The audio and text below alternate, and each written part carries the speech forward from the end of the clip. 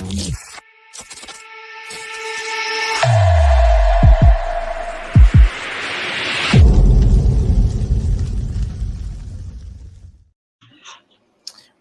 back. Yo, y'all know how we start the show off. We always take a shot, and this shot goes out because we've been gone for a minute, but we back all up in it. Yo, you heard? Yo, Queens represent New York. We're gonna talk some Knicks, Giants. Y'all know how we do, man. We that show. We that live spot that y'all people want to dress like and look like and talk like. Yo, salute to my brothers right here. Go Knicks, go Giants, go Mets. Salute, brothers. Salute. Salute. I love it. Mets I want to welcome Magic. Let's go. Yo, I'm hyped. Yo, I want to welcome everyone back to Drunk Sports Talk, New York's new #1 sports talk show. We are the voice of the streets. Allow me to reintroduce myself. It's your boy Cash. You already know my brother Q, and the newest member of Drunk Sports Talk. Yo, this dude is super Queens, bro. This is dude, super Queens. You probably seen him out on Colden Street somewhere. I know you've seen him somewhere in New York. You might have seen him on the Dave Chappelle show back in the day, or you might have seen him in the gym pushing out 4 or 5 plates at a time, basically lifting the whole gym. Yo, it's my man Jay, the newest member of Drunk Sports Talk. What's going on, my brothers? Yo, what up, family? Yo, it's so good to be part of this. I've been watching y'all for a minute, so it's a good feel to be part of the energy and be on this side of the camera with y'all and be able to make content, make history, and create the energy that everybody really wants to see, and that's that Queen shit. You understand what I'm saying? That's that Queen shit. No all question. All day. And it's a perfect night, right? With the perfect Mets. Night. See the line, it's just a 3-run bomb when it looked like the Mets was about to be out of here. Crazy. Yo, all the hope left my body. Yo, crazy. Yo, they listen. I never made it up. It's never been a secret. I'm no hardcore baseball fan, but I'm a casual. But I follow these dudes. We from down the block from Shea. We not even city Shea. We from down the block from Shea, but you just feel that magic this year, man. Pete Alonso, Lindor the other night.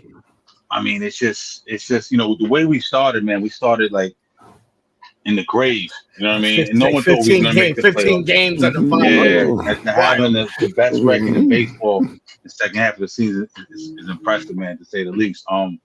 Yeah, man. So you know what? We're gonna just go ahead and win this series, and we're gonna go ahead and get Soto over here next year. Juan Soto, you coming with us? You know what I'm saying? So it is what it is, man. But as much as I want to talk Mets, yo, we got to talk Knicks, man. If you follow the show, another run, just like that. Just like that. Look at that shit. Another run, just like that. Stick a fork in them. But if you've been following the show, we do heavy football, heavy Giants, and heavy Knicks, heavy Jets. We haven't talked really a lot of Knicks, since the Mikal Bridges trade. The other day, a blockbuster move comes down the pipe, man, out of nowhere. Cat to the Knicks, bro. People expected it, but I didn't. Nah, we even talked about it. If you go back on the show, we talked about it. Yeah, we talked about it before. Yeah. But we always thought it could be just rumors or whatever. But listen, before we get into it, and I throw it to you guys, I want to play a quick clip. It's from Rich Eisen, and this kind of summarizes how I felt when I heard the trade. You know what I'm saying? Let's see this, and then we'll get everyone's thoughts. Here we go. New York Knicks could not get Kevin Durant to even give him a sniff. Remember, Kyrie Irving said, "I, from New Jersey, I'm a Nets guy." Remember that? Him strolling across the Brooklyn Bridge, remembering all those times where he was rooting for those crazy wanna-win games in the Brendan Byrne Arena Nets. Honestly, I'm from Staten Island. I don't know too many New Jersey Net fans, but we found one in Kyrie who said, "No thanks, Knicks." Knicks couldn't get they couldn't attract flies. They couldn't do anything. But one free agent leaving New Orleans said, "I'll come." His name was Julius Randle. And what Julius Randle did for the Knicks was special because there weren't a lot of guys around, and it was fighting through the COVID years. And what he did to take the most of his opportunity in New York is what, Frank Sinatra sings about with New York. And what he did for Knicks fans to start to get them loving the team again and forgetting about their schmecky owner throwing Charles Oakley in jail for the night. It certainly got my attention. And he started getting a heartbeat back in that arena, and is truly one of a lot of people who I know favorite Knicks in recent memory, because he came when nobody else was considering it and then took the most of his opportunity, and the Knicks getting better and better and better and getting more and more people to even consider them. You have to thank Julius Randle quite a bit for that. Yo, that's super facts. When I heard that, I said, damn, I couldn't have articulated that shit better myself. Yeah. Listen, first of all, we've always been big Julius supporters on the show.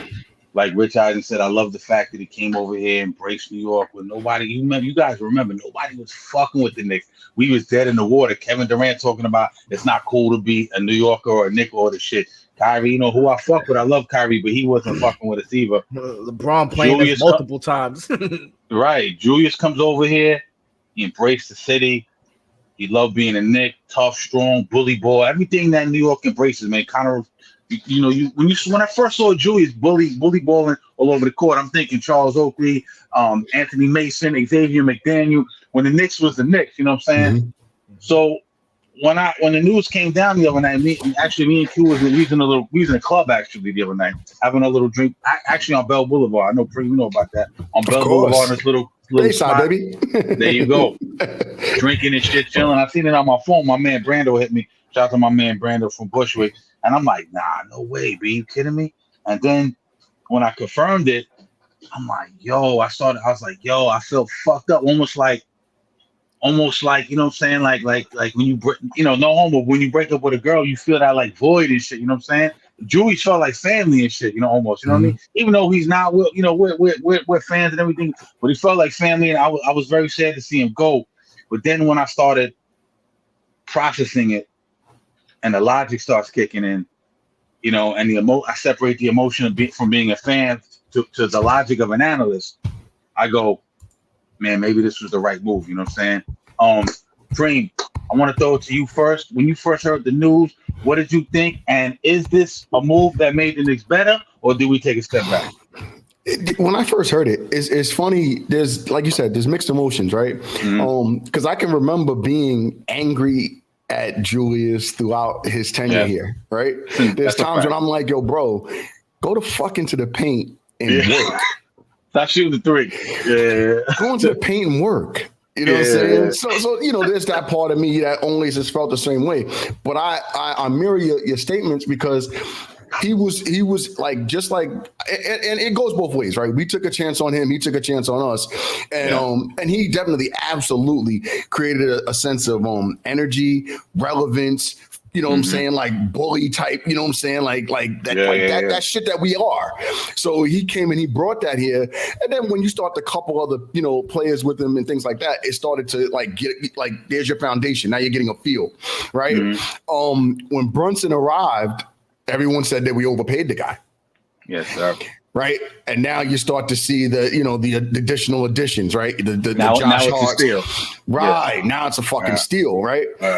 And then even last year, people were calling, before he got hurt, people were calling for him to be moved. And, and there was a time early in, like the year before, actually, when everybody felt like, he was just a malcontent. He didn't really seem like he was happy here, and all that shit. At the end of the day, the guy gave us a fucking identity. He did. He brought us back to what we were, like you just said, right? Xavier McDaniels, fucking, you know what I'm saying? all the oh God, God, fucking Oak. My brother Oak. Oak was a fucking enforcer. Oak was, a security guard. You know what I'm saying? He was the bouncer at the club. Right. And listen, I'll be the first one to tell you, I was pissed off when he got arrested out of the Garden. I'm like, how the fuck you take a legend out of the Garden? But we're not gonna double back into that. Right. But with that being said, it's bittersweet. Do I think that the Knicks got better? Yeah. The answer is yes, I do. the Knicks got Okay. better. Right? Click on it. And I think that it's twofold, right? I feel like sometimes it's, and I'm not going to say personality or anything like that, because I don't think we really got a chance to see Julius in his prime with what we became at the end of the year. Yeah. He was hurt. So we gelled and we cultivated at the end of the year. Right. So we don't know what he could have been with us in that capacity. We saw a glimpse of it. We seen a glimpse. But they were unbelievable at the end of the year. They were easily the best team in the playoffs that did not fucking continue to compete, right? And that just was from, just injury, attrition, and, just the lack of depth at that point, kind of fucked us over. But we don't know what he could have done. So maybe we gave up too soon on what it would have looked like with him 100%, because he brings that durability, he brings that, he never really had any major injuries other than, last year, to be honest. That, if you really think about it. That so dirty Miami shit, fuck the Miami dude. Right. So there's the weird mental dichotomy. I'm like, Cat comes with a history of injury. Unfortunately, he's not the most tough player in the fucking world, to say the least. But he's got a shitload of fucking skill. Yeah. The guy's got skill. He's got a phenomenal outside shot, which could be to his detriment also, because I tell his ass, get your big ass in the paint and get some fucking boards also. So there's always that. Now, the other part is, will he fit into the flow of the offense? I believe absolutely. I think that's the seamless part. I believe that's going to be easy as fuck. The guy can run the floor. He's got the guard type, qualities in a larger, character. Yeah. So, so I think I think that we absolutely got better with the trade. I didn't want to see Dante go, but we'll kind of go from there. No, really, good analysis, man. Real spot on, man. Q, what you say, brother? Oh no, man. You know me, I'm loyal to the soil, man. Like, no doubt. They did homie dirty, but I can see you think they did him dirty? You think Leon Rose did him dirty? I see why. To the soil. That was official. See, Mafia strikes again. I think Leon Rose did what any great general manager over trying to create a dynasty does, and he made an executive decision. He sees Mitchell Robinson is hurt; he's not going to be able to start. We couldn't get any of the big men centers that we wanted to get in the free agency, and nobody wanted to deal with us, and we needed, somebody 6'11", 7 feet, which is Carlton Towns. He can play that big for us. He can stretch it, Now, I don't like the fact that we're probably going to end up having to use OG as a power forward, because I still think it's going to give us an issue when we go up against teams like, the Bucks and the Celtics. We're still going to have issues at that problem. I think if this doesn't happen, if only fucking Mitchell Robinson can just stay healthy. Yeah, if we can stay healthy, then we got Randall at the power forward, we got our vicious lineup, and now we lost. At that point, and now we lost one of our best 3-point shooters. So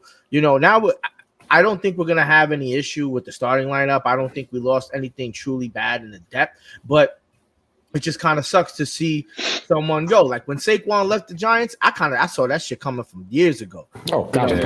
With Randall leaving, that kind of went a little south, especially to give up Dante. But I see why they did it.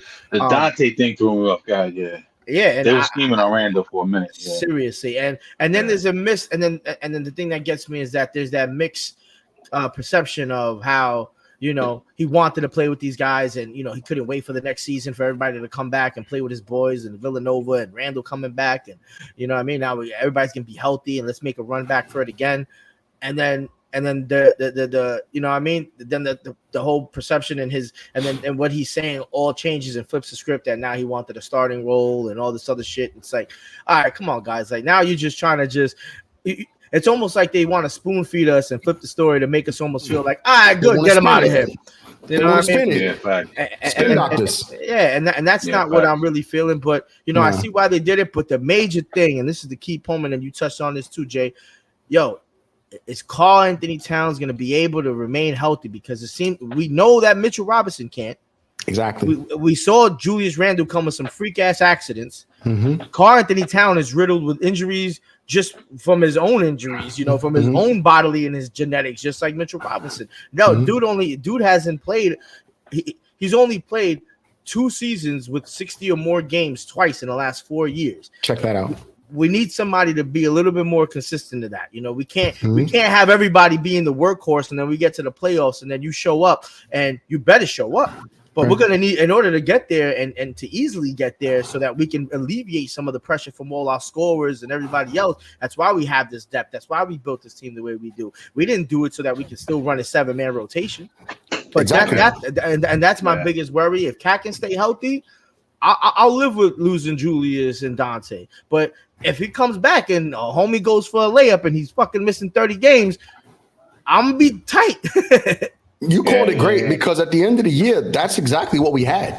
We had a 7-man fucking rotation, bro. A 7-man rotation, essentially, at the end of the year. You had Josh Hart playing entire games. Like, you know, like that's shot, finished. Back to back. Like that's, you know, that's you know, like that speaks to Leon Rose too, though. We'll get into that in a minute, but yeah, my bad. Yeah, no, absolutely. You know, but I mean, like, if you look at the proposed. If you look at the proposed, you know, like starting lineup, you got Brunson. Yeah, Mets won. I saw that. I was trying to keep it calm. I was going to blow it up at the end of this statement. But you know how I feel about that shit. Right. Queens get the money because it looked crazy for a second. Queens get the money. You know? But you got Jalen Brunson, Mikal Bridges, Josh Hart, OG Anunoby, and Karl Anthony Towns, right? That starting 5 is formidable. Yeah. That's a formidable starting 5. Absolutely. That's floor spacing. And I always harken back to that Miami series like 2 years ago when we lost to them. It was clogged up. We always talk about that. I've talked about that several times. The spacing wasn't right. You know what I'm saying? So what they do, they went out and got DiVincenzo. You know, he's gone now. But just the theory, you know, you want to be able to space that 4 3-point shooters. They went out and get DiVincenzo. They went out and get they just got Mikal Bridges. I thought that was the big blockbuster of the summer to me. Now they go get Cat. But you get Mikal Bridges. Josh Hart can shoot a little bit. OG starting to shoot. You know, so he's got that corner 3. You know, and he's getting a little more aggressive offensively. We've seen him in the playoffs a lot more aggressive offensively. We know what kind of defender he is, right? You mentioned Josh Hart, OG Anunoby, Brunson. You know, he's gonna be able to shoot a 3. But really, all this is gonna do is space the floor so Brunson can go to work. Absolutely. You know, we know Brunson is the guy. Now, when Julius came here, Brunson kind of snatched his team from him. You know, Brunson became the number 1 guy. I think deep down the side, and I know him and Brunson was good, but I think deep down the side, Julius was gonna have difficulty accepting the number 2 role. You know, especially because he kind of built what we standing on right now. You know what I'm saying? So I think not that it had to go, but I think when we all look back at this, respect to Julius, but I think it's going to be a good move. And shout out to Leon Rose, man, because I remember like about a year ago, I'm saying, yo, how many draft picks are we going to stockpile? Like, what are we doing here? When are we going to pull the trigger and make a move? You know what I'm saying? I was all over him. Like, yo, he ain't doing no interviews in the press. You know, he on some CAA mafia shit. He beefing with Rich Paul, all types of shit. You know what I'm saying? You know what I mean? But to his credit, he had a plan. He was like, yo, I'm going to pull the trigger when the time is right. He stockpiled the drafts. He made the right fucking moves. And, yo, this is a move to directly fuck with the Celtics. You know what I'm saying? Because there's an arms race in the East Coast. There's always in the NBA, but specifically the East Coast. Philly too, though, Cash. That's what I'm going to say. PG. Yeah, PG to the Sixers. It's a big got Doc for a full season there now. We all know Embiid is a fucking monster. The Bucks, Dame is back. He just went through a divorce. You know, he was unfocused last year. He was out of shape. He said it. He was like kind of distracted last year. Now you got him. Yeah, you got him in the Greek Freak and a focused Dame time. Yo, don't sleep on them. They lost a little bit of defense to Drew Holiday. I thought that was a bad move, but we'll see how that shit plays out this year with a full training camp and everything. And then you got Boston, man. You got the 2 gangsters on the wings. You got Jaylen Brown and what's that homie? Jason Tatum. And Tatum. Porzingis, he stretches the floor. You got a dog on the on-ball defense and Drew Holiday. White is a dog. You know, you've seen him on the Olympics. He's starting to do his thing. So this is a move directly aimed at the Celtics. And there's no gimmies, but when the smoke clears, I think it's going to be New York and Boston. What do y'all think? Listen, I completely agree. Like, I'll be honest with you. I don't think that Boston has the fucking minerals to make it back. I think it's going to be Philly.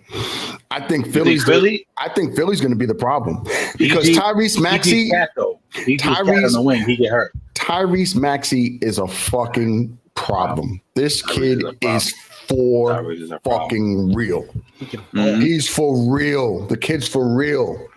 You know what I mean? And he's just getting better. Like if you're watching, you know, if you know, it doesn't take like people like us to be like, you could, any 12-year-old kid, you got eyes, you can fucking see that this guy is something special.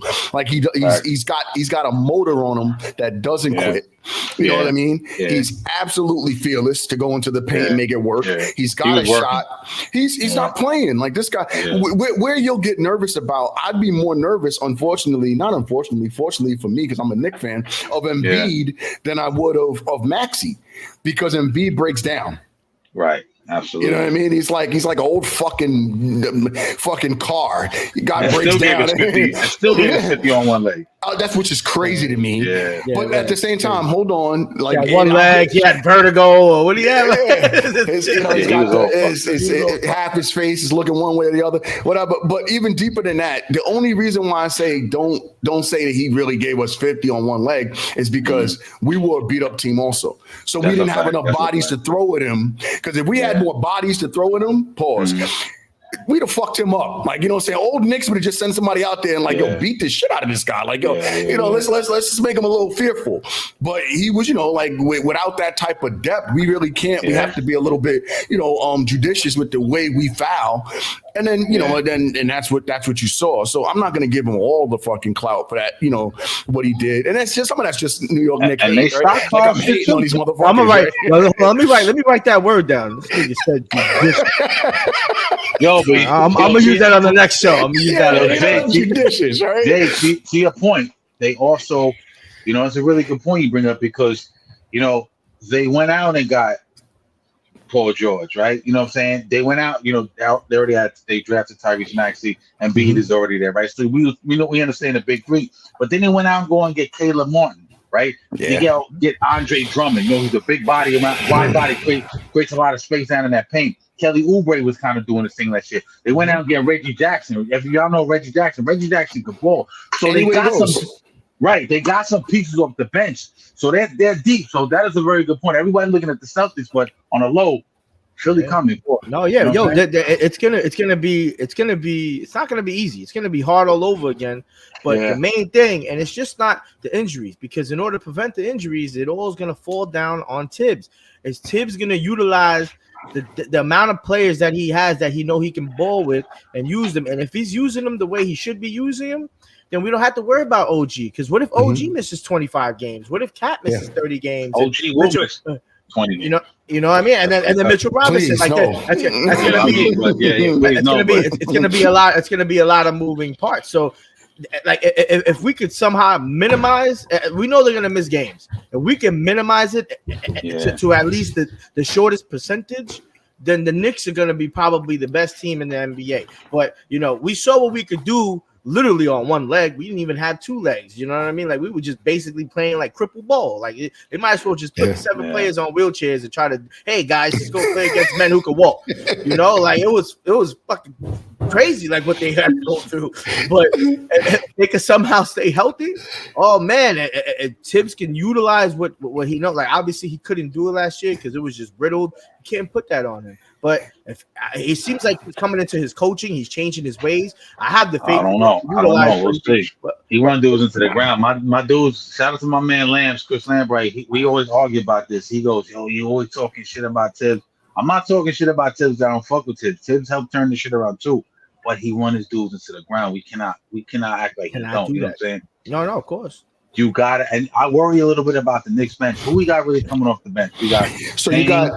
Yeah, that's great. That's great because I wanted to bring that up. You know, not to cut you, but you got Payne, you got McBride, who's going to be a 6. You got Landry Shamet, which I don't really like that fit for us personally. You know, he's a good. And then you got dog. But you know what I do like? You got Marcus Morris. No. They got rid of him. They waived him. They got him already. Hold on, I got bad data. And they waived him because of this whole contract thing. Then they tried to sign him again, and he said, "Fuck you, I ain't fucking with you." That was the dope move too. That was a big body. That was it. And he's a violent motherfucker. Like, so he fit right in. Yeah. Remember years ago, he bust son in the fucking head with the basketball. No doubt. So I like the kid Kolick, though. I think he's going to ball. Hartenstein was the worst loss, I think, of the offseason. And you said it earlier.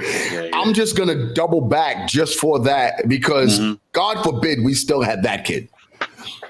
That changed the entire dichotomy of what we're trying to accomplish because now it's crazy. Heart and soul.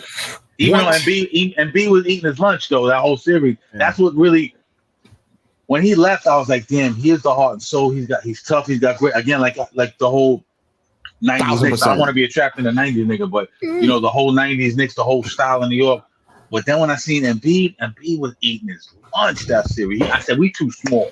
Yeah, but but imagine us doing busy this on Embiid. Cat will draw Embiid away from the basket. And Cat is almost like a 40% 3-point shooter as a center. You know what I'm saying? So is he tough enough? That's my only thing. Is he tough enough to bang out here? He's a New Jersey kid. I don't know, man. But imagine him doing this. Imagine him keeping Hartenstein, and then trading Mitchell Robinson and Randall for Cat. I like that. I actually only stay healthy. I like that. Q, that's an excellent that. I like that trade. I'll be honest with you, and I loved Mitchell Robinson for a long time. I don't pause. That was wild the way I said it, but that shit was wild the way I said it. I had to catch myself. But that was wild. That shit was wild. I apologize on behalf of everything that's that's real. On behalf of Cameron and Mace. Big shout to Cam and Mace for this shit because it's the funniest shit in the world. For them bringing back pause, and it makes you question yourself. Like my way of thought is different. Like you have to and I have a staunch record of heterosexuality, so I'm never been more nervous than I am now. That's a fact. Me too. I co-sign my own shit. My heterosexuality has never been on trial. Let's just get that out the way. It's just so much fun to talk that way, right? Being from New York. So shout to them for fucking bringing us back to our senses. But I was really a big proponent of Mitchell Robinson. I just saw some photographs and footage of him at the media day. He looks absolutely fucking horrible. Guy's head is fucking this big. Shit you sent to the chat. Bro, guy's head is fucking this big. Pause. You know what I'm saying? He looks fucking ridiculous. The guy looks very heavy. He looks bad wild. He looks bad, bro. He does. Very heavy. He does not look in shape. And again, I don't, we're not seeing the guy on a basketball court or anything like that. Maybe he filled out, and got more brolic. I don't know the answers. But just what I saw real quick, I was like, that guy doesn't look ready to go. You know what I mean? Like, and I know he's had some injuries over the offseason. So how much of that shit healed enough for him to be able to train to put himself in the best position to help us this year? Or does he come into, in mid-October for preseason and he's still damaged goods and now he's trying to get it together during the season and now he's fucked up again? I agree. You can't rely on him when he is on the court. You see what he did against Cleveland. Was it 2 years ago, right? Was it 2 years ago or was it last year? No, 2 years ago. 2 years ago. Offensive rebounding, shot blocking. Yeah. I mean, he get busy when it's time to go, but he can't stay healthy, man. That's crazy. I don't know, if Leon Rose is done dealing. I know we're close to that second apron, and I'll leave all that second apron and all that nerdy fucking salary cap shit to people who could articulate it a little bit better than me. What I do know is this: he is injury prone. And we are definitely, I believe, trying to shop him. Like you're hearing rumblings about going to the Lakers, possibly. We're in trade talks with the Lakers for Christian Wood and Caleb Martin. You know what I'm saying? I don't think that's a bad trade. Christian Wood is injury prone dude as well. So I don't know, man. But all I know is this, man. Here's a number I'm going to give you. It's 49. Ready? 49. That's my fucking age, and that's how many years I've been on this earth without a Knicks fucking championship. You know what I'm saying? You feel what I'm saying? And Rest in peace to my homegirl Michelle. She just passed away. I want to see one, brother. Before it's time to roll. You feel what I'm saying? Knock on wood. So we need to get it in. Like, yo, and this could crash. We're gonna end it on this.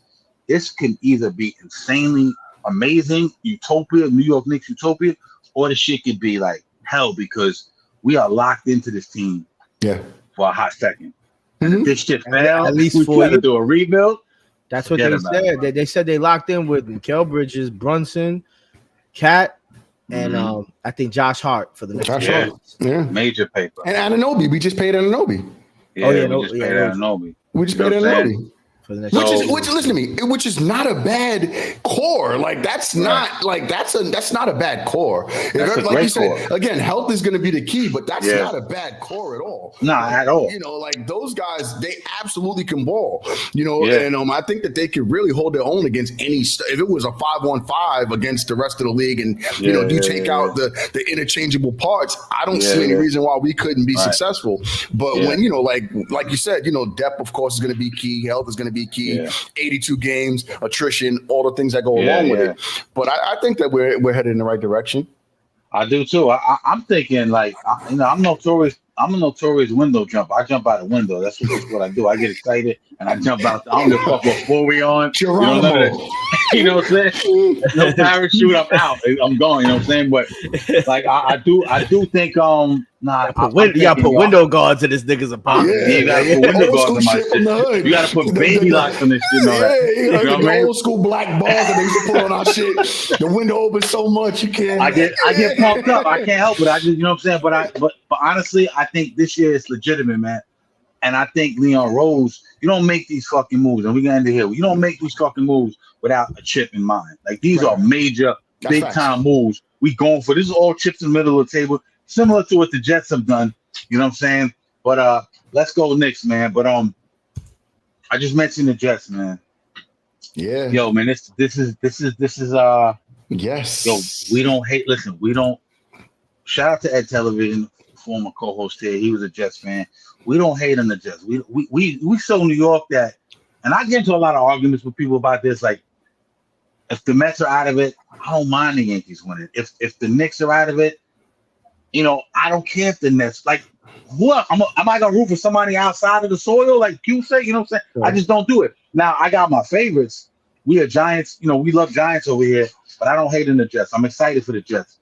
But with that being said, I was talking big shit this year about the Jets. I'm like, yo, and he jumped out the window 4 times on the Jets. 4 times, you know what I'm saying? And I jumped off the Empire State with Aaron Rodgers, the offensive line, Super Bowl, re-signing the slot corner Michael Carter.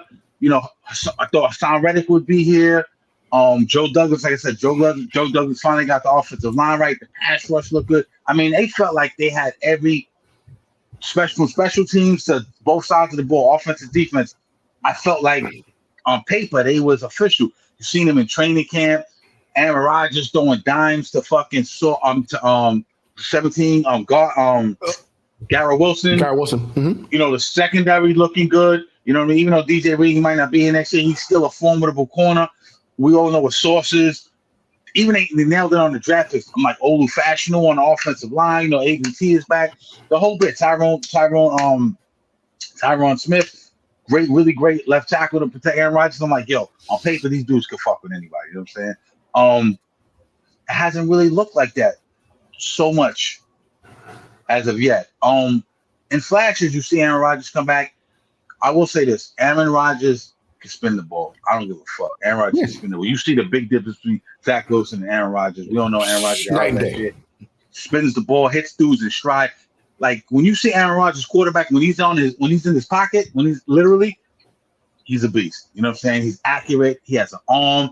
He's on some Peyton Manning shit, calling all of his audibles at the line of scrimmage. Fuck Nate Hackett. Aaron Rodgers is the OC over here. You know what I'm saying? Of course. With that being said, you let Sean Payton and Bo Nix, a rookie quarterback and a coach that was talking hella shit about you a couple years ago, you and Nathaniel Hackett, come in here and beat you up.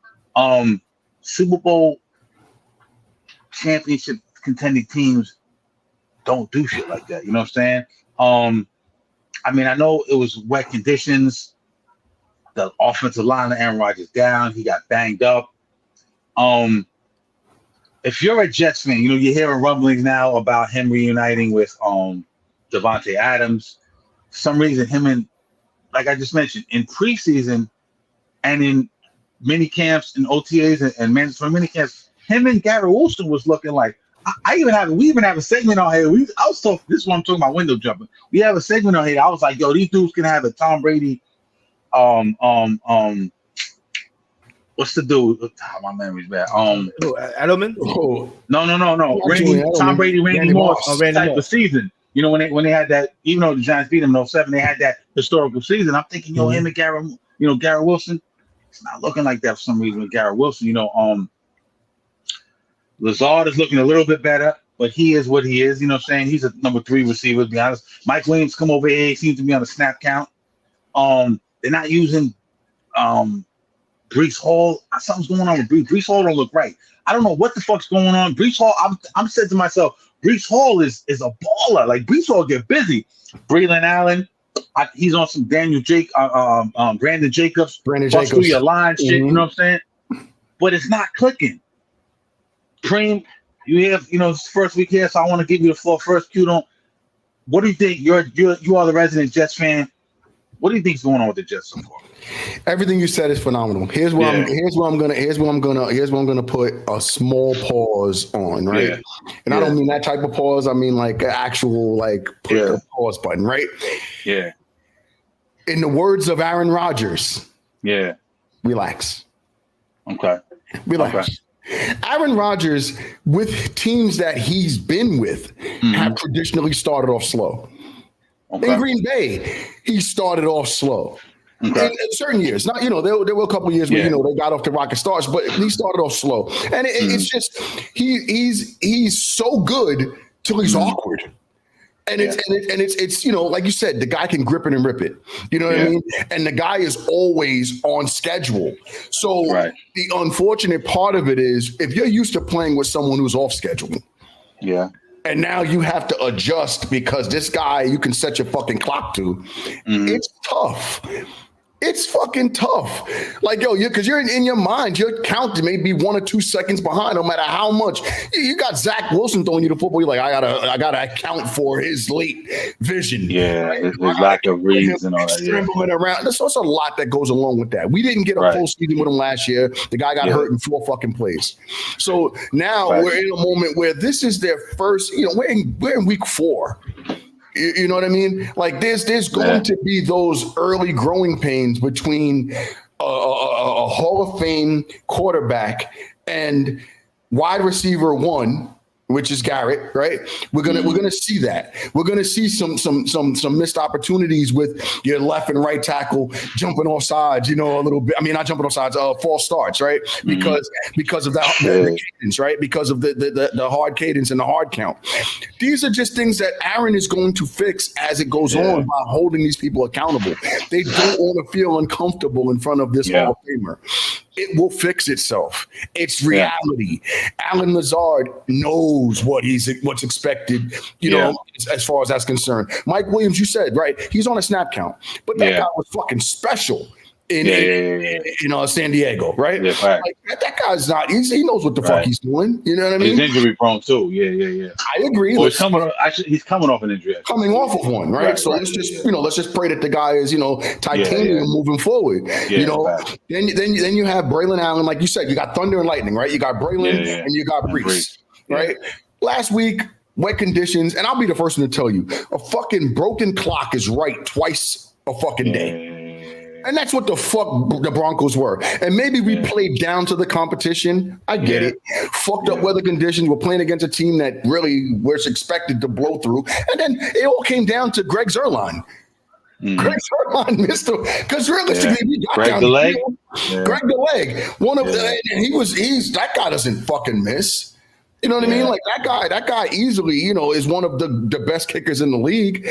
The unfortunate part of it is you got, like you said, wet conditions. There's a lot of different. Now, granted, we shouldn't. Not to cut you. But didn't somebody miss a pass to bring them in better field goal? I think Aaron Rodgers, right? He threw the ball and somebody didn't catch it, right? Because they would have been closer for the kick, right? If I'm not mistaken. Right? No, they called the 50. The taunting call on Lazard that they got called back for 15 yards that put him out of position this year. Yeah. Which Alan Lazard's a vet gotta be better than that. But go ahead. Yeah. And again, but no. That's exactly like I'm glad you brought that up, because again, that comes down to accountability and discipline. This is an undisciplined football team. That's the reality of it. And the discipline comes with playing with one another and holding people accountable. And that's what Aaron's going to bring. 13 penalties for 90 yards, bro. That's the worst That's a whole touchdown. That's like a insane, bro. That's the length of the field, bro. You put yourself back. A lot of people are all over Salah. I never thought Nathaniel Hackett was a really good OC. I understand he's here for Aaron Rodgers. That's his boy. And I get all that. And I don't mind that, you know what I mean? Because we know Aaron Rodgers is a vet, and we know Aaron Rodgers understands how to run a football team. I get that. And the whole snap counts, the cadence, man, I that sounds crazy to me, man. How is that happening? You know what I mean? But before I get into that, I want to get into Salah. And Q, I want you to talk about Salah. A lot of people all over Salah saying they're not disciplined. He's a defensive guy with the 49ers. He has his defense looking good somewhat. But it does with the personnel, it's not that hard to have this defense looking good. Salah, is he the problem? A lot of people are calling for his head, saying he knows nothing about offense.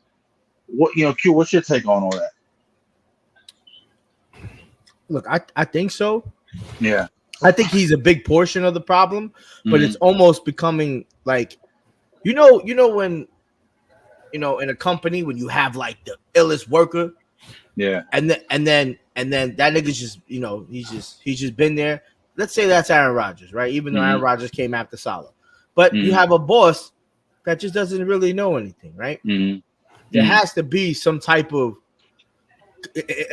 continuity between both of those people, and it can't be seen in public, like that. That best worker can't be yelling at his boss in front of everybody, but he can respectfully talk to him in a backroom meeting, like, yo, bro, I don't appreciate this, or hey, I think you're doing this the wrong way. He's not going to teach him how to manage or anything, but he's going to let him know, yo, let me do my thing, you do yours.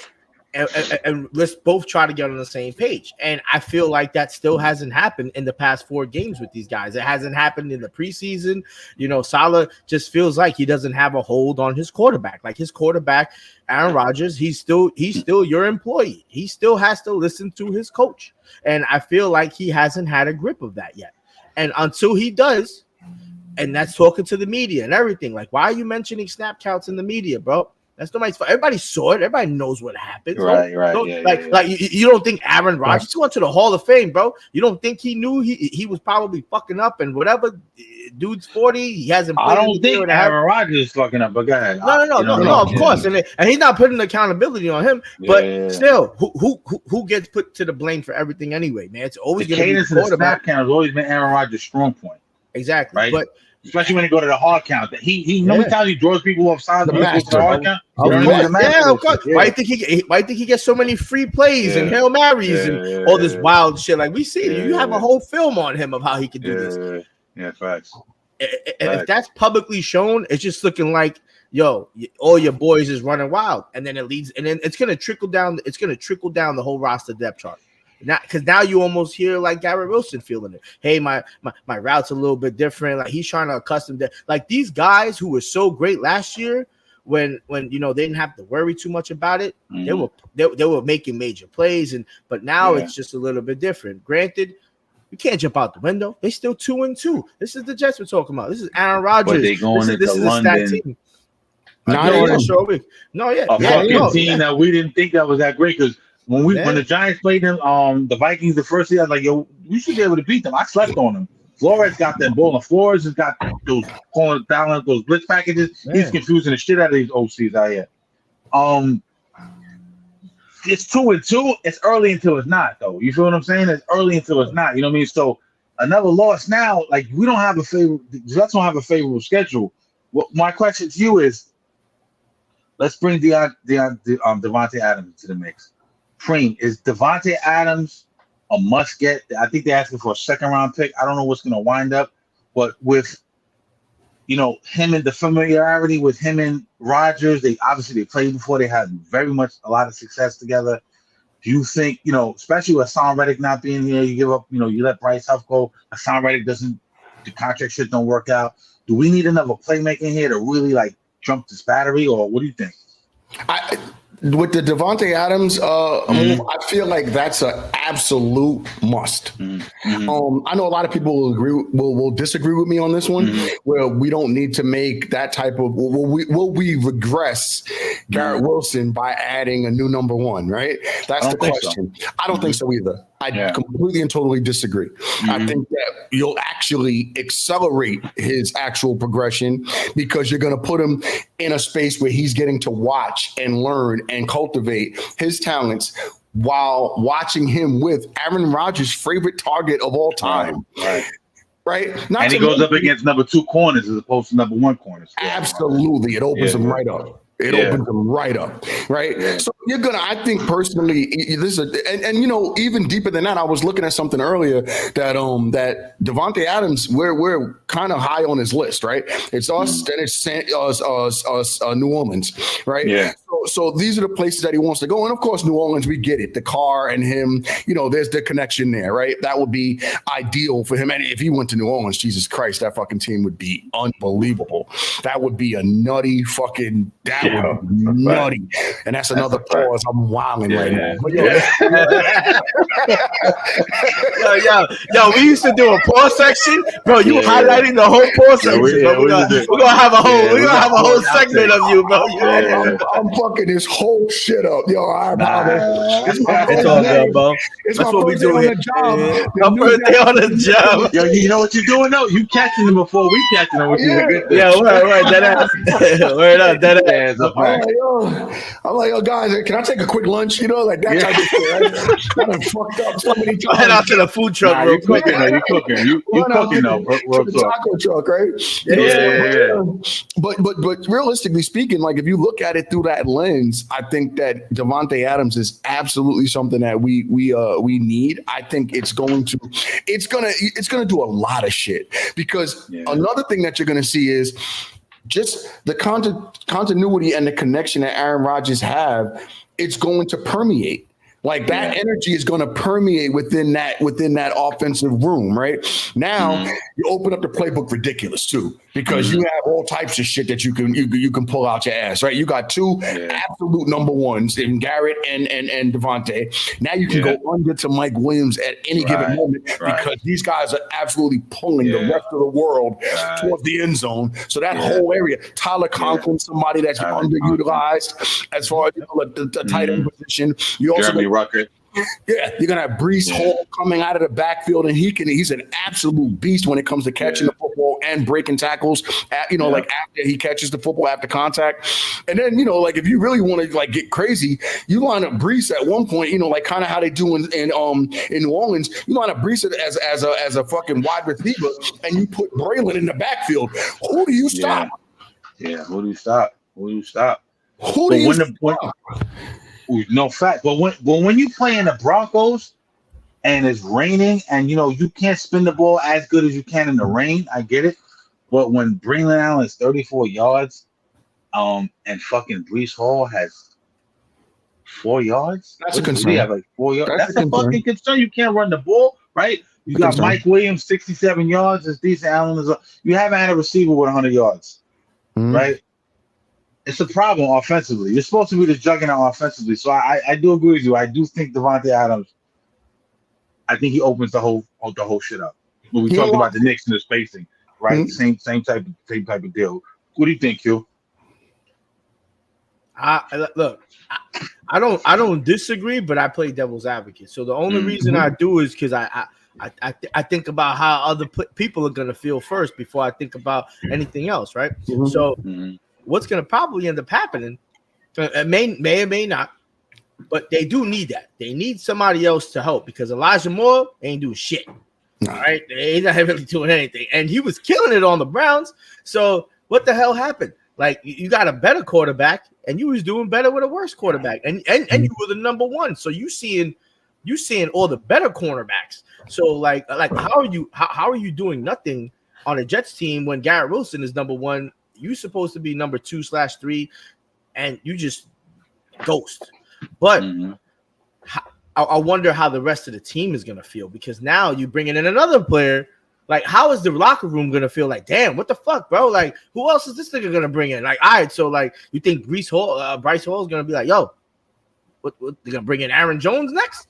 Like, all right, yo, we might as well fucking go call up fucking what's his name on the fucking Jordy Nelson, and like, yo, come on, man, like, let's get the whole squad over here. And that's what I'm afraid may be happening. And it's the coach's decision it's the coach's responsibility to make sure that shit stays intact. But they do need Devontae Adams. They need somebody to his caliber, because they're having problems. And Elijah Moore is not being able to fix it. Mike Williams is having, Mike Williams is not. Elijah Moore, what do you mean? Garrett Wilson. Yeah, that's what I'm saying. Yeah, Garrett Wilson. But they need somebody else to alleviate some of that pressure, because they have nobody else to throw to. Obviously, it was a bad game. It was crazy. And, Aaron Rodgers is Aaron Rodgers. Like we said, he's Hall of Fame. He's gonna own up to his mistakes. He knows what he's gonna do. He's gonna be that guy in the fucking recording room and looking at the film and saying, "Yo, all right, so I'm gonna do this better," and it's gonna pick up. Like, they have to understand, this is a brand new team that's never played together in a year and a half. That preseason, all that other shit, that shit is moot. That shit is nothing. It doesn't mean anything.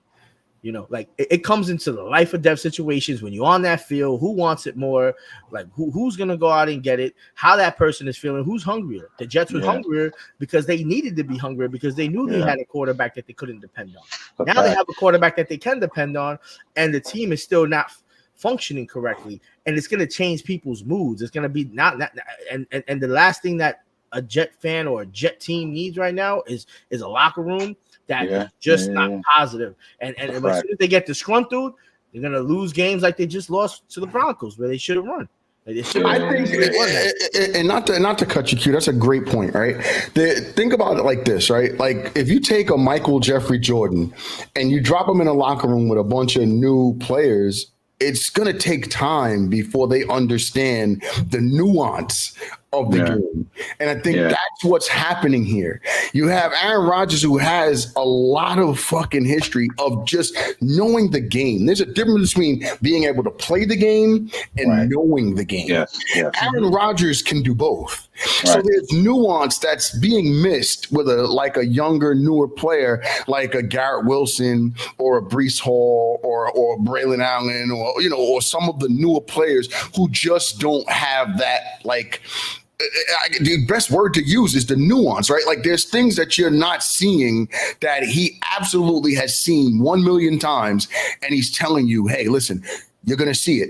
And it's going to take them time to see it, because they don't have 1 million games under their belt. They don't have 1 million looks. So they have to it's not going to happen right away. Like, certain things where he's like, I know what I want to happen here. I got this shit. I've done this 1 million times with the lights out. It's not gonna be that sync, right? They used to say that Peyton Manning and Marvin Harrison would go into the stadium and they would do all this shit before anybody was there with the lights out. On purpose, because he knew when he running that route, he knew what he was gonna be. Right. And that's just from repetition. Repetition is the mother of skill, right? That's not where they're at yet. They're getting there, and they're going to get there, but they don't have a whole season of activity. The guy got hurt in 4 plays. So this is their 4th game playing together. I understand they've been together for a year, but people forget that. This is last year happening this year. But time's not on their corner. I get that, and that's the reality of it. They have to accelerate their mindset and their production, but at the same time, we have to be realistic in the thought process. This is last year, this year. Unfortunately, that's a good point. That's a really good point. And the offensive line, man, they got to do better than that, man. Joe 5 sacks. That's wild, bro. They got that. 13 pressures, right? Old Fashionable got straight beat up last year. 4 hurries. He gave up 4 hurries, 5 pressures.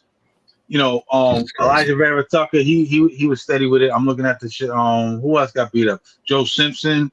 So they gotta be better than that, man. The offensive line has to keep Aaron upright. You can't let him, because he's an older dude. You know what I'm saying? listen, I'm in the gym. I run fucking marathons. I go to the gym. I work out. We play ball and everything. Mhm. And I know, like, one wrong hit, I'm in the crib for a month, fucked up. You know what I'm saying? You know what I'm saying? Like, And you also don't also I have fancy like myself fucking as, a like, 300-pound decent shape, person landing on you. That's wild. no, but it's true. But like, yo, I'm in decent shape for my. I'm in. Let's be honest. I'm not to toot my own horn. I'm in good shape. Preem, you in good shape. Q, you in good shape. But yo, when you wake up, if I turn in the bed wrong, my fucking shoulder might go out. You know what I'm saying? And you know what I mean? That's some crazy shit. You feel what I'm saying? Like, you got called out of work. Like, yo, what happened? I dislocated my shoulder. What'd you do? I was just tossing and turning. Niggas starting to catch fucking tennis elbow, all types of weirdo shit going on. Yeah. So that's just called, you said, Preem, you said it before, attrition, age. Like, so they got it. The offensive line has to be better, man. 13 pressures, 5 sacks. You can't 8 hurry. That can't happen, man. You got to keep Again, Cash, check it out. That comes with just more reps, right? Right. Like, a lot of those things, cohesiveness. Yeah. Right. A lot of those pressures and those sacks are just indecisiveness because of, and I mean, I say indecisiveness on Aaron's part, right? Let me say just. I don't want to call it poor route running or, it's just not necessarily understanding where he wants them at what time. So he's got to wait 1-2 seconds later to deliver the football, or he's thinking that they're going to be there and he's throwing it earlier than they're actually there. And again, once those receivers sync up, and that's why this is so important, because he'll have a guaranteed fucking security blanket. That guy knows where the fuck Aaron wants him to be at any given moment. So that's route running football. Boom, zip.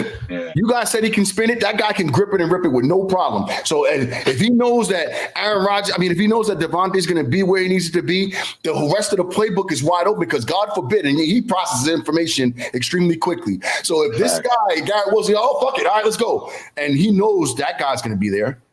Nice. And that's all you need. You just need one. You just need one. He's the best route running football. Best route running football. I'm taking a shot right now for the Jets because at least I'm looking forward to the Jets and the Giants, bro. Fuck that, man. I don't know. Y'all don't even have to drink to me. It's just hold on. I'm gonna go with my shit. Fuck that shit. Hip hop music. Let's go. Oh man. Yo, so Tyreek Hill, maybe the most explosive receiver, the most explosive receiver. CeeDee Lamb. Ball up, but Devontae Adams still the best route runner. Even he's like 31, even it's still the best route runner in football. So that shit happens. I don't give a fuck. Buffalo, they got calmed the fuck down last week. They were looking crazy. The Ravens calmed their ass down last week. You know what I'm saying? So they're not unbeatable and shit. But I want the Giants to win in the NFC, but in the AFC, I'm rocking with my Jets. You know what I'm saying? Let's take a shot for the motherfucker. Y'all took a shot already? I got you. I'll take another. Don't worry about it. Q said no problem. Fuck it. Let's see Q on, baby. You Q said no problem. You don't need to. You don't need to. Yo, Jay, you about to learn quick. Yeah, you don't need to coax me into this shit. I'm ready. Let's go, baby. Let's go. Talk about it. Let's transition into the Giants. Oh God, that's why I took those 2 shots. He said, "Oh God, man, Giants." Where do we start, man, with the Giants, man? Well, let's start with the positives. All right, let's start with the positives. Brasillo got that line looking really sharp. They look cohesive. Danny Jones has a ton of time in the pocket. I'm not gonna lie. Daniel, there's so many. It's hard to start with a positive when there's so many negatives. Should be 3-1. We're 1-3. We didn't. Listen, we couldn't run the ball against the worst fucking run defense in the fucking league against the Cowboys. Let's just start there, right? Dak is a baller. We know Dak is a baller. When I look at them, I look at Brian Dable. Matter of fact, here's what we're starting. Let me play this clip. From Mike Francesa. If you're a New Yorker, you know who the fuck Mike Francesa is. Been on WFAN, the whole time. This is him on Dable, and let's get our thoughts after. The heck out of me. Where is the coach that we saw in his first year, who had a little gleam in his eye, who was daring? He won fans over he was exciting. The team was. I know Wink's not here, and that blitzing defense is in here, and that swashbuckling defense is in here, but Dable played to win.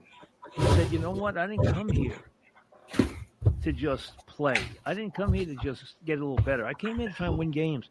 And he won games, and he got a team to the playoffs that no one expected, and he won a playoff game, and he won a lot of fans' hearts. And all he has done now, last year and this year, is give that back and give it back and give it back. And he comes out tonight and gives you, well, we were competitive. We did some good things. I see progress. Nonsense.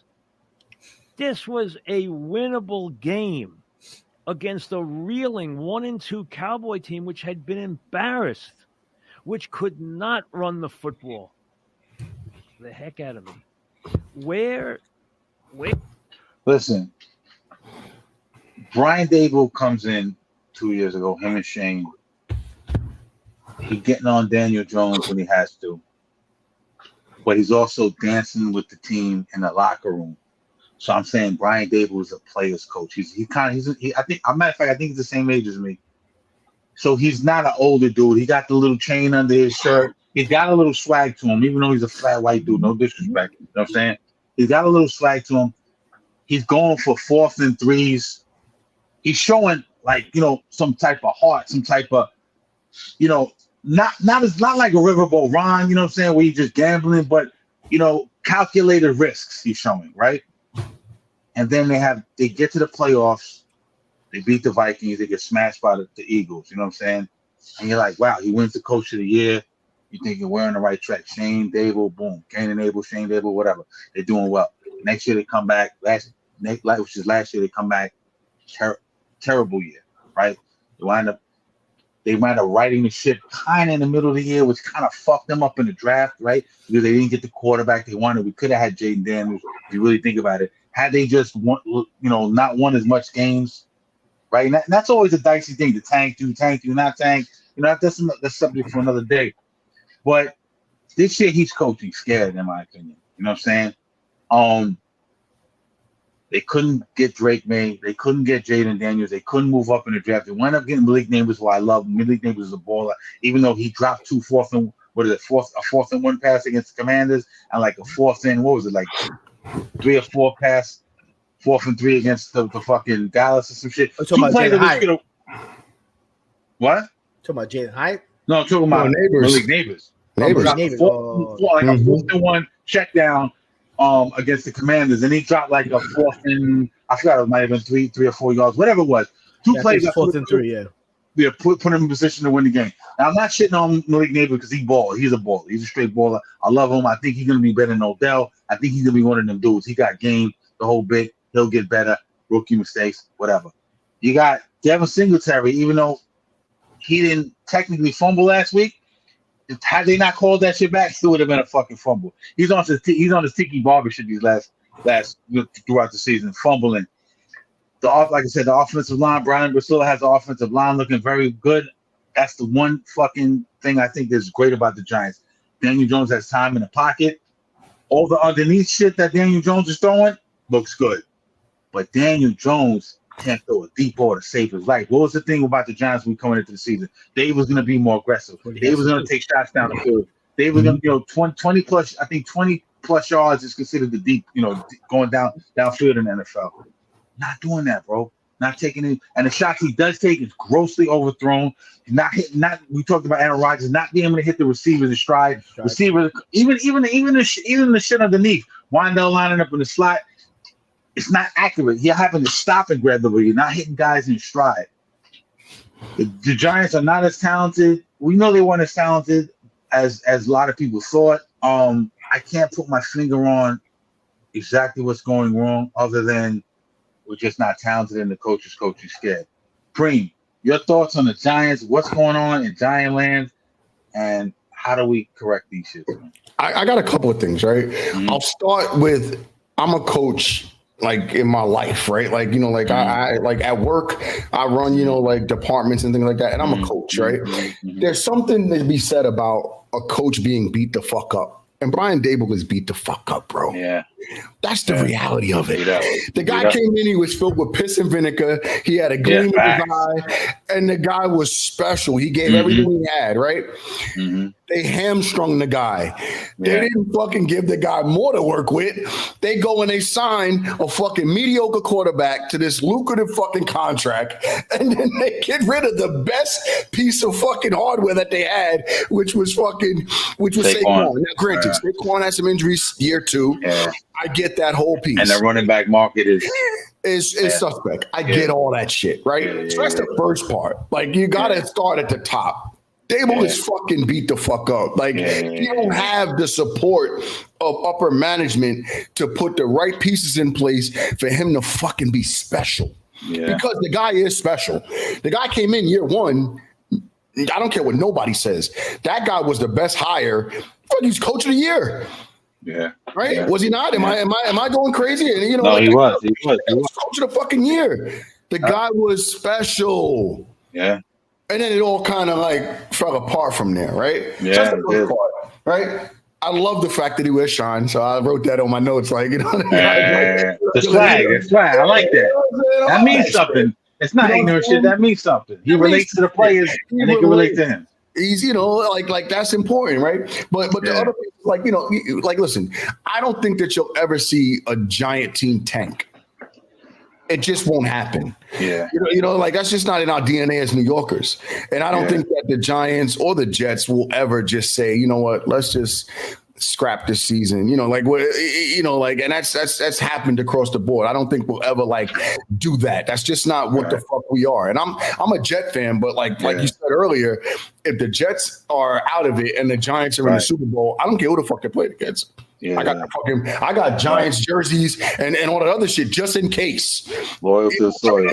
You'll never see me in the streets rocking that shit, but just in fucking case, I need to be able to fucking do an Instagram post. Yo, I'm fucking here. Facts. That's a good idea. I'm not on that. I gotta get some Jet jerseys now. We gotta call it. I'm gonna have a just in case jersey closet. My fucking Jets ain't here, but let's double back. Yo, baby, put the fucking shit, move the fucking bat fucking cake that I use, and let's get the Giants shit out, right? That's first. The other part is, listen, if you want to fix Singletary, put a fucking cast on him. Like, that's what we did to fucking Tiki Barber. We put a cast on the guy, he never fumbled again. Broke his fucking arm, gave him a cast, guy was fumble proof. Right? Put the fucking, it worked. No doubt. Put a fucking cast on the guy. You know what I'm saying? I expected Singletary to absolutely fucking shred the fucking Cowboys. Right. I expected that shit. Because remember, the week before, who did they play against? The week before they played against the Commanders, right? The Commanders. No, not the Commanders. Did they play against the week before? That was the Commanders. It was the Commanders. No, was it the Cowboys? No. Yeah, it was the Commanders. The Vikings. Right, the Commanders. And no, we're missing somebody. Baltimore. No, it was Baltimore. No, Cleveland. That was the second game. So it was the Vikings, Browns. And Vikings, Browns, Commanders. Yes. So I expected him to shred them. Yeah. So much so that I put a parlay on this shit, right? That's how I'm like, this is gonna happen. There's money involved, right? And he did not. So I said to myself, there's something going wrong here, right? A lot of it is exactly what you said. First of all, 20 yards is not a fucking deep pass in the NFL right now. I'm not challenging you. I'm being honest because guess what? Fucking Anthony Richardson, he's throwing that shit 101 yards. This guy is in the end zone. This guy has a fucking rocket. And that's not to big up Indiana, Indianapolis. That's just to show you where the league is right now as far as like these fucking shotgun arms that are out there. So Daniel Jones just throwing the ball 20 yards and that's a deep pass. That's inaccurate. We're not going to let this fucking kid off the hook. Throw a fucking football 35, 40 yards. Show us what the fuck you can do. He can't do it. He can't do it. Inaccurate. That's the problem. Your biggest problem, and I'm not going to say yours, just New York Giants' biggest problem is that the fucking primary position, which is the fucking quarterback, that is not the guy you were supposed to sign for X amount of fucking years. I don't even know what his contract is, but I know it's swollen. You know what I'm saying? that was not the guy. You know, like anything. You go and you keep Saquon. Look at what I'll give you a better fucking example, and I'll leave it at this, right? And I'll throw it to you. Fucking Philly is absolutely deplorable in the perspective as what they should be, right? Their quarterback has regressed so far for two reasons. One, of course, offensive coordinator. And the second piece, of course, is going to be because the center is gone to protect them. Kelsey is out of here, right? So we get it. We understood that we were going to take a step back. It gets even worse, right? They showed something earlier, and I don't have the exact metrics or the exact but he's number 3 as far as the amount of basic losses that they have behind Reese Young and some guy I don't even fucking know over the past 2 seasons, right? The reason why I bring that up is because guess what? The most special piece of that football team is what? What you guys at the Giants fucking lost. The only thing that's special about Philly is Saquon fucking Barkley. So that, to me, in itself, further infuriates me if I'm a Giants fan, because what are we doing? We're signing a guy. Where's fucking Daniel Jones from Duke, right? He's a Duke fucking number 6. We got a Duke. What the fuck? Is he a fucking basketball player? Was he Jason? Exactly. What football program did Duke have? Good point. When the fuck are we fucking signing a Duke player and expecting that guy to be special? It's not USC, right? It's not fucking Alabama. Right. It's fucking Duke. It's not Penn State. Yeah, no doubt. State or Texas A&M. If you think about Duke, what are you thinking? Grant Hill? You're thinking Cat. Christian Laettner. Christian Laettner. Fucking Cat. You're thinking Kyrie. Basketball. Yeah, Kyrie. Right? Kyrie. Yeah. You're not thinking Daniel Jones ever in your life. And I'll leave it there. And I apologize to any Giants fans that I know that in the comments they're going to attack. Nah, you're right. They're like, yo, you Jet fan, get the fuck out of here. Know what you're talking about? I'm telling you, this is what it is. Right. And I'll throw it to you. Q, talk about the elements of Ryan Dable, and do me a favor, talk a little bit about that secondary and that front seven that's supposed to be, holding it down, especially with our weak secondary. Deontay Banks be getting cooked every week, but talk about that real quick. Cooked. I had to take a shot for this shit. Deontay Banks is getting cooked. He was a CB2 last year, going up against WR2s. This year he's going up against Amari Cooper, cooked him. CeeDee Lamb, cooking him. He can't fuck McLaurin, cooking him. He can't fuck with these ones, bro. Forget it. I digress. The two biggest issues, and I think it has to deal with a little bit of Devin Singletary, but whatever. I wasn't a fan of that signing, but they did it against whatever. Yeah, he wasn't. You kind of got it. But Daniel Jones is gonna always. We've seen Daniel Jones in his prime already. Daniel Jones hit his prime 2 years ago. Yep. Like that's as best as he's gonna get. Yo, that's as best as he's gonna get. Yo, bro, that's as best as he's gonna get, man. And what's even more atrocious, it could be better. But you know who's that falling down to? It's not gonna be the offensive coordinator no more because now it's the coach. So Dable. Yeah. Yo, pick up your fucking pants. Nigga lost a little weight, so fucking do something, man. Put another hole in your belt, nigga. Let's go. Get stressed. I don't wish nothing bad on nobody, but damn, my nigga, you was better when you was stressed. And you were fat. Yeah, hell yeah. Yo, he need to go to In and Out a little bit more. Get some clogged arteries or some shit, bro. Like, what the hell is he doing? Yo, bro. Yo, the play calling is atrocious, bro. Like, like people who you don't even have to play Madden. You could just see the football screen and just watch the Giants playing, but like, oh, they're about to run it twice. Okay, now they're gonna finally throw it on 3rd and 7. Okay, now we gotta give the quarterback in the league that's way overpaid a chance to make 7 yards where we know he's fucking definitely not accurate, definitely fumbles under pressure, and doesn't know what the hell he's probably doing. But he's been playing okay. But I don't care how good you gotta play great, bro. I don't care how good you've been doing. I don't care if you had a bad year and then you played good, then had a bad year, then you played good. No, that shit doesn't rock with me, bro. Niggas like that get fired in my job, bro. Yo, you have to consistently be great. consistently be great, consistently Great way make to- good plays, consistently understand what the hell's going on with your team. He doesn't call no audibles. He can't read. Can he read a defense, Unbelievable. bro? Yep. Like, come on, man. Like, and that goes to Dable too, because if Dable's calling 2 running back, if we can't run the ball, why the fuck we running the ball? We had what, I think 80 or 60 or 70 more passing yards than the Cowboys in that game. And they had about 60 more rushing yards. But you know what we do? We continue to run the ball back to back too. Don't get me wrong. So it's one play. Shit. All right, we got 1 run. We got 1 yard. Predictable. Predictability. They're gonna watch. And then you can't air it out either. Yeah.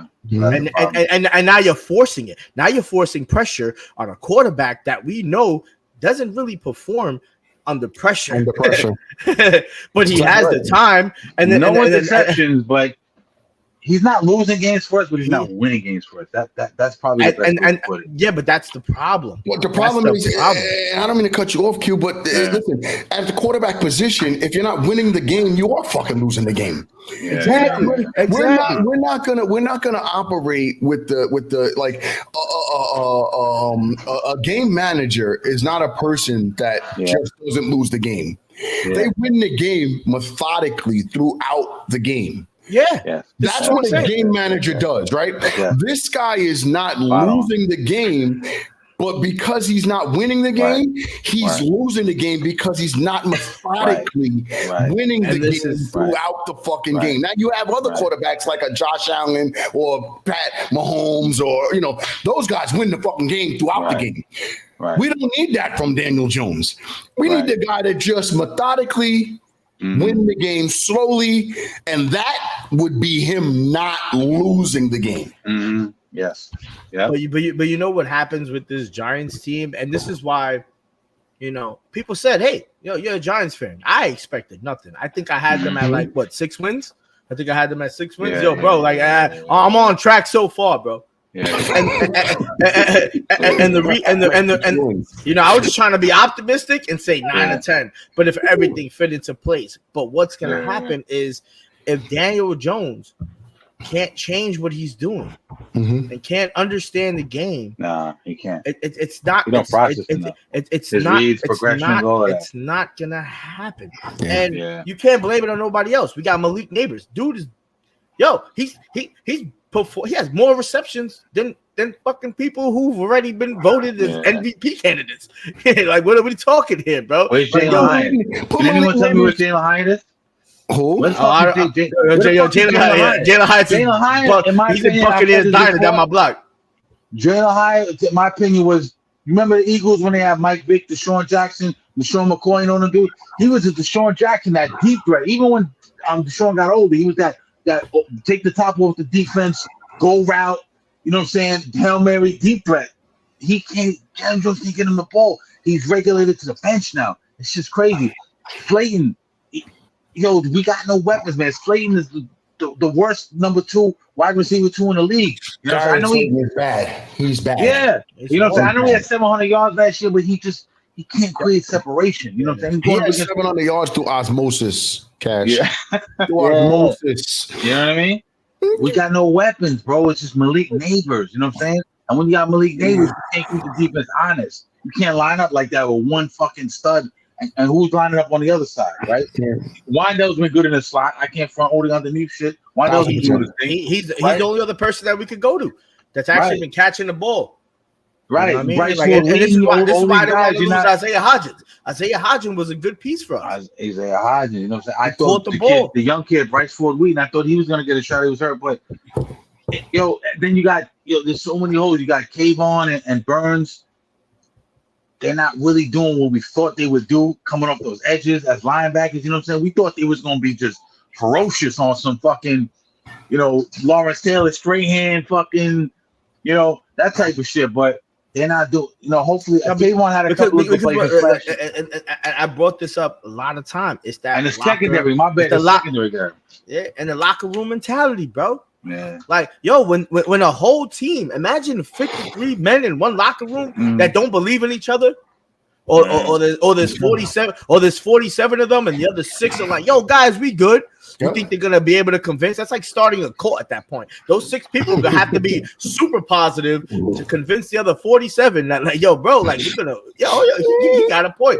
That's not gonna happen with some fucking vicious men that have, like, you know what I mean? I'm grumbling home, bro. I'm fucking tight, bro. I'm gonna hit the gym. That's it. I'm gonna go back to work, and we gotta win again. But and that's what happens. But when the play calling is that atrocious and that predictable, that's on them. When Daniel Jones, like I said, get rid of Daniel Jones. That was the worst contract. I don't care if he has the clause to get out of here in 2 years. We should have never signed him.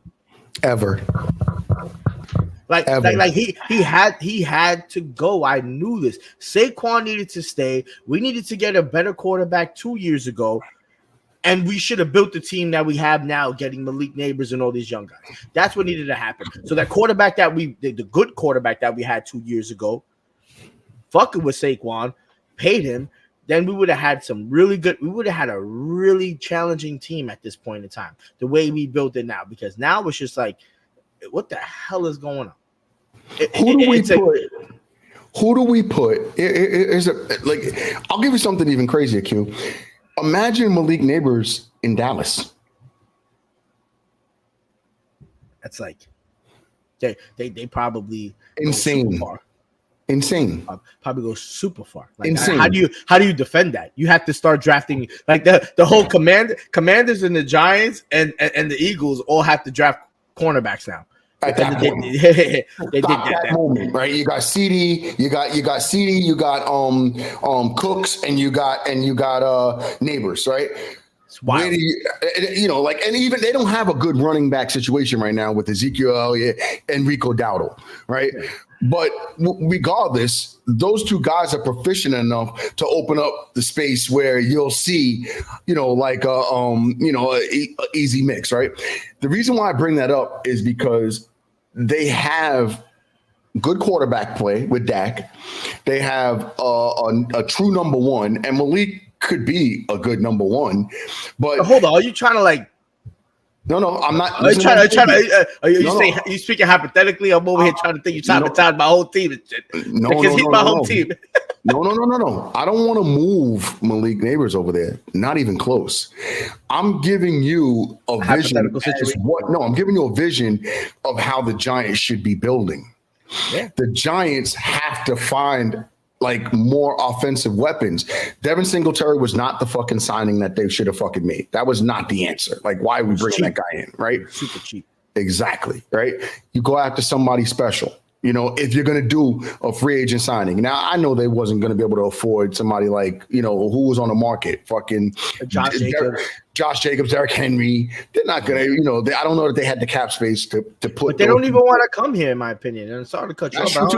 I don't even think those guys even want to come here because, like, from what the stories is telling is that Josh Jacobs was offered a little bit more money to go to the Packers. I think he went to the Packers, right? Mm-hmm.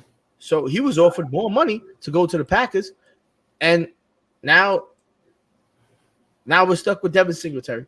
And then now they're telling us that, and then this all goes back to Hard Knocks, because in Hard Knocks, what they say, oh yeah, I'm not paying a $45 million quarterback, to hand the ball off to a $12 million quarterback. All right, dude. All right. So you know what? On my queen shit, say less, bro. Because if I was John Mara, say less, bro. All right. So then why the fuck you keep So I'm going right to Dable's office. Yo, Dable, why the fuck you and Joe Shane, y'all said y'all didn't want to hand it off to nobody, but y'all kept handing it off. He didn't go nowhere. The passing game was working against the Cowboys. We threw the ball for 280 yards. I can't remember the last time we outpassed them. Mm-hmm. Yeah. I think last time threw like 400 yards. His accuracy's not there. And you know why? Because it's probably in his head, because he has to go downfield. But you know what? That's the quarterback coach. They have to work that shit out themselves internally. But you know what? He's just not that guy to do it. He's not the next Josh Allen. He's not the next Josh Allen. He's not the next Josh Allen. We saw it. Like, you can see glimpses of it. Just because you go to the park one day and think somebody fucking yamming and dunk on a nigga and shit, like, you think he's just that ill, he can make it to the NBA. No, just surround him with people with the same exact skill set, and the same type of performance and the drive, and see how well he's gonna do. Put him with a pack of wolves, and the baby wolf is gonna show like, oh damn, fuck man, you know what? Maybe I am, but obviously not gonna say it, but you're gonna see it. He's not the guy, and I love Daniel Jones and everything. I appreciate what he did. He brought us to places that I haven't seen. Fuck, the Giants haven't been to playoffs in forever. Yeah, 2011. You know what I mean? But like that was good to see. That was good. That was a great feeling to feel, just to see like we were actually winning again. But we called it the eye test on this channel. You saw it. You said it earlier talking about Tyrese Maxey. You just have to have eyes. A 12-year-old kid can say, "Daddy, what the hell is he doing? Why did he throw the ball out there?" Special, or like, it's not. And then Dable, and it's both of their faults. And Dable, they pick up the plays. You want to be the offensive coordinator? Stop running the ball with Devin Singletary consistently back to back when you know that they can stop our run. Like Devin Singletary is not Derrick Henry. He's not Saquon Barkley. Like they saw a glimpse in the Commanders at the end of the game when against the Browns when he ran for 45 yards and they thought like, he's our next coming. Nah, dude, calm down. Let's calm down, guys. They gave him what, a 1-year contract, $10 million, right? No, it was like 1 year, like 2.7 or something like that. It was super cheap, and that's why they had to go that route. That's why they picked him up. Nah, they gave him a little bit more. Let me look it up. Yeah, yo, hold on. Yeah, that was. I agree with you. I don't think that was the right signing. They needed a running back to take the pressure off of Daniel Jones. I think Devin Singletary adds pressure because he's not elusive. He's not decisive as far as what hole he wants to hit. Pause.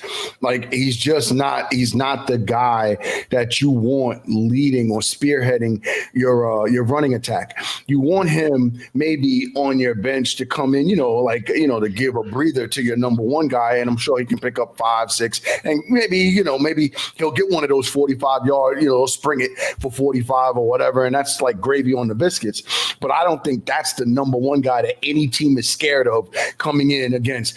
Hey, we got to face Devin and fucking Daniel Jones today. Those defenses are fucking perfect.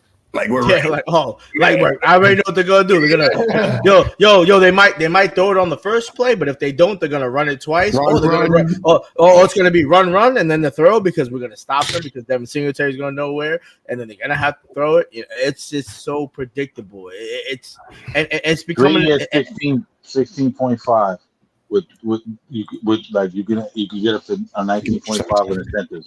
So what are you talking about? 1 second. Devin Singletary's contract. 16 million? 3 years. Oh, they got 3 years. That's what I'm saying. Oh, so it's like no. I was thinking of I was thinking about per year. So it was more than 2 point. All right, so it's like it's like 5. So it's like 5. I thought it was like 3 million. Yeah, but in terms of that, man, Tyrone Tracy, he hasn't been used the right way. He's supposed to be a third down back. And listen, before we get out of here, stop. One thing I'm going to say, stop using Malik Neighbors in that fucking running back sweep. I don't know why they're doing that. I don't understand what that shit is about. You know what I mean? Shit is just crazy, man. But it's horrible to the point where, come on, man. He's a rookie. Caught a concussion on his 4th game in the NFL. Yeah. It's overusage. They have nothing else. They literally have nothing else. It's the same scenario. Now it's just the roles reversed. Now we had no wide receivers and we only had a running back, and now we have no running backs, and now we just have a wide receiver. What do you think? No. What do you think is going to happen? No, I agree, man. It's just listen, man. My only fear is, and we're going to end it off here, my only fear is that we win 7 games. We're outside of the top 4 to 5, even really 4 draft picks, and we're stuck trying to figure out who the quarterback is again next year. You know what I'm saying? Like we can't. We finally got the offensive line right. They're good in the pass block, really good in the pass block, decent in the run block. Good in the pass block, decent in the run block. Between Van Rotten's probably the weakest link coming over from the Raiders. But all the other guys, Illuminor, Runyon, Andrew Thomas, obviously, we know what's the baller. Everybody's been working. But my and we're gonna end it on this. My fear is that we win 6 or 7 games, like I said, or even 8 games. Who knows? And then come draft time, we're outside of the top 4, We need to win 5. We need to win 5. You know what I'm saying? And then we're back in the same position. Who's the quarterback for next year? Can't be Daniel Jones. I won't end it like that. And what's worse at that point, because if it's that bad of a season at 5 to 6 games, somebody's getting fired, bro, because they can see what's happening. I think Gabe because was gone, bro. I think Gabe, which is horrible because like he should have understood. Just get an offensive coordinator. Why do you have to call the plays? And he acting all snippy with the media now. He think he Bill Belichick up there. He's giving short answers and acting all good. Motherfucker, you don't want shit to be. But he's smart though, because you know why he's doing that. He's doing that because he's doing that because he's the opposite of Salah. Talk less. The media once they're on your neck, they will create the narrative. They will run you up out of fucking town. But Joe Judge did the same shit and got ran the fuck up. He's already out of town. But talk less, because what is he gonna do? Try to define why he made those calls, and he's gonna answer dumb questions, but like yes, no, yeah, like what do you want? He doesn't want to destroy his value for his next moment. Right? Like it would be foolish of him to start like being like disgruntled or become a malcontent. Like just listen, it is what it is. This is where I'm at. Like this is the circumstances and so on and so forth. You know who the fucking Giants need as their fucking coach? Who? Don't even tell me. Bill Belichick? Come on, man. Get Bill. Yeah, he got a relationship with Matt right now. Yeah. Bill wants to coach. Yeah. You can see it. Bill is everywhere. I've never seen Bill more than I've ever seen him in my entire life. And it's showing the personality. He's on there with Peyton and Eli. He's in commercials. He's banging some 25-year-old broad. He's getting bored. Bill is the fucking man. I love watching him. We've seen the different side of Bill, right? It's crazy. Bro, he's on football. He's on with Manning and Peyton. With Manning and Peyton. He's also on the NFL Network with Ocho, Ryan Clark, and the Grant kid. I forget Howie Long. Pardon me, Howie Long. So he's on there. He's on there with, and he's great on that. I don't know if you guys gotten a chance to watch. I've seen it. Yeah, personality. He's fantastic on that shit. And what I'm watching, I've never really like I use this word so much tonight, and I don't want to steal it again. But jujitsu? No, Q, don't do that to me. Don't you fucking do that to me. No. I want to use it again, though. I got to use it again, right? But I gotta use it again. I got to use it again before the end of the show. But of course. No. But it's nuanced. The word is nuanced. Today's key word is fucking nuanced. We're gonna add a segment to this show. They were vocabulary words. Fact. Today's word is nuance. Today's word is fucking nuance. Today's word is 3-4 formation. Yeah, exactly. But Q, correct me if I'm wrong. Like he's also on the shit with he's got a great commercial, absolutely fabulous commercial with DraftKings. No, it's not DraftKings. Damn, I was just about to say, guys, pick us up. Now you use this shit. Damn. Yeah. It's with Underdog. It's with Underdog. Underdog. My bad. Yeah, Underdog. Please take a look at us. We'll reach out. Please reach out to marketing. Please do holla. It was a Freudian slip for whatever. I like to gamble. Yeah, of course. So but he's got a great commercial, and it's showing so much of his personality. Yeah. It makes it like really wow, this guy has come full circle, right? And it's such a stark contrast, right? Because he was all grumpy and giving the media one-word answers, and he was all and now he's like fucking on the Tom Brady road talking shit. Like it's fucking amazing, man. You know what I'm saying? Cash, that shows his greatness, bro. Yeah, he's rebranding himself. And even deeper than that, that shows you how this is always who he was. He was just so bulletproof, focused on the actual task that he was willing to forego his personality to get Come on, bro. Agreed. Come on. This guy was always this guy. You don't turn 80 and become this like bubbly, chill out guy. Has the game passed him by though? Has the game passed him by? No fucking way. The game is the game, bro. Defensively, he's a genius. The game is the game. All he has to do is really just control the whole shit. He gets his OC, he gets his DC, and then he's the fucking guy that says yes or no. Right. He's seen so much football at this point. And he's with the Giants. He's won here before. He has a relationship. You remember he co-signed. If you remember the whole scandal with Brian Flores and Brian Dable. Where, you know what I'm saying? He co-signed Dable. Yeah, the whole text shit. Yeah, he texted Brian Flores by accident. Right, he said, "Yo, right." Yeah, that shit hit the end and everything. I was like, "Oh, he co-signed Dable." So they looked at John Mara and Tishman. They looked at him like, Bill is the guru. So you're right about that. It's a seamless fit. It's an easy fit. And honestly, that shit might be lining up because I think Dable's gone. But now Shane got to go with Dable, and we probably be going over. But Shane got to go with Dable. We'll talk about it another time. But I agree with you, Preem. That's Bill Belichick is in the wings, looming 100%. I think it'll be great.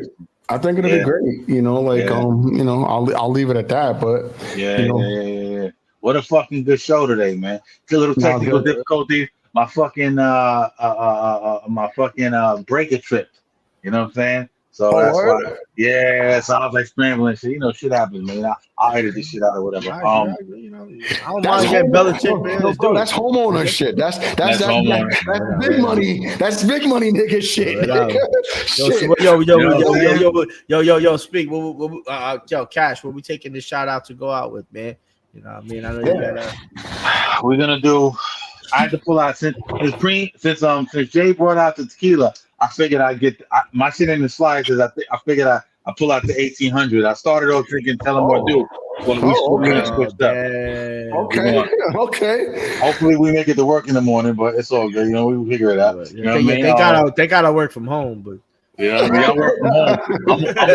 I'm on the pavement with it. Yo, my daughter's off of school, so I get to. I'm on the pavement with it. I got mad wild. We're gonna take this shot. We're gonna take the shot for new beginnings, new energy. Let's go. We're gonna take the shot for Preem jumping on the show. Excuse me, Jay. I'm so used to calling you Preem for Jay jumping on the show. And really cooking this week, man. Shout out to you because you came on, you fit seamlessly. You cooked crazy. Your takes, your analysis. Queens is in the building. Queens get the money. You already know. Shout out. Shout out. Much love. We'll be back next week. You already know. 1,000%. Yo, shout out to the Mets. Shout out. Yo, we gonna be back. Flushing get the money. You already know. Queens, you already know. Peace.